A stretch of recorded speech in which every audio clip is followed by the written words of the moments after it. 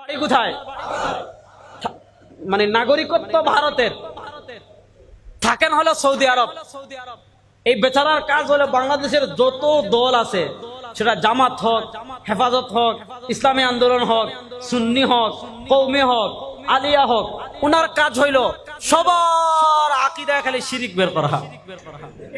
বুঝেন নাই? আমি দিছি, উনি হইলো মানে ওনার ডায়াগনস্টিক সেন্টার হইলো শিরিকের ডায়াগনস্টিক সেন্টার। বুঝেন নাই? এই ডায়াগনস্টিক সেন্টারে যত মানুষের আকীদা দিবেন, দেখবেন সবার আকীদা খালি শিরিক বের করতেছে। কিন্তু এই বেচারার আকীদা, এই বেচারা এই পরিমাণ অন্ধ যে সে বাংলাদেশের সবার আকীদায় শিরিক বের করতে পারে, কিন্তু তার দেশ ভারত, ভারতে যদি রাসূলুল্লাহ সাল্লাল্লাহু আলাইহি গালিও দেয়, রাসূলুল্লাহ সাল্লাল্লাহু যদি কটূক্তিও করে, ভারতে মুসলমানদেরকে যদি পিটিয়ে হত্যা করে ফেলে, ভারতে মুসলমানরা গরু ফ্রিজে, ছাগলের গোশত ফ্রিজে রাখছে, এই অপরাধে ভারতে হিন্দুরা মুসলমানদেরকে পিটিয়ে মারে না? কথা বলেন। কাশ্মীরে পিটিয়ে মারে কি মারে নাই?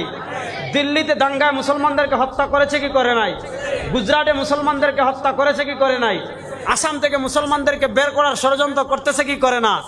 এগুলার বিরুদ্ধে তার একটা ফতোয়া, বলেন সব ফতোয়া বাংলাদেশের বিরুদ্ধে। সব ফতোয়া কোথায়? সৌদি আরব থেকে সব ফতোয়ার মুখ কোথায়? বাংলাদেশে। অথচ সৌদি আরব সিনেমা হল চালু হচ্ছে না?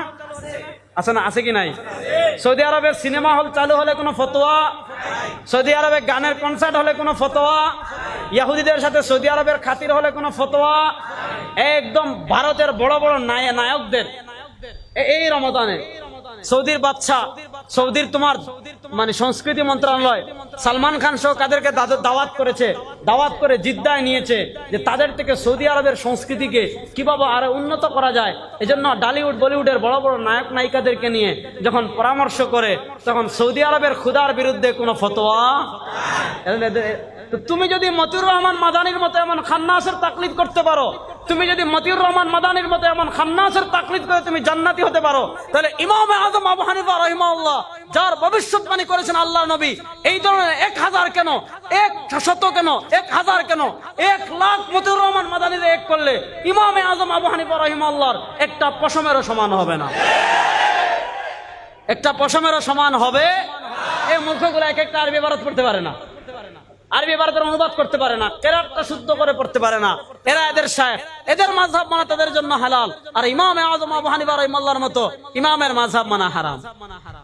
তো আল্লাহ রাব্বুল আলামিন এই ধরনের ফাত্তানদের ফিতনা থেকে আমাদের সবাইকে যেন হেফাজত করেন।